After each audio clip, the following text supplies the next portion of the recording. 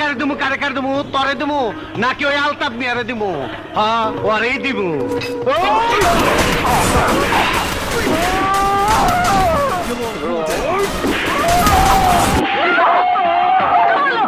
এই মহিলা, কোনো কান্নাকাটি হবে না, কোনো মামলা মোকদ্দমা হবে না।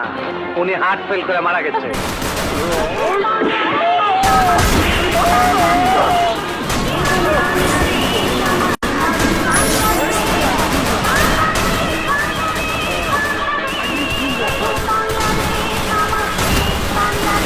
আমি একজন স্কুল শিক্ষকের ছেলে। ঢাকা শহরের গুলশান বাড়িধারায় বাড়ি বাড়ানোর স্বপ্ন আমার নেই।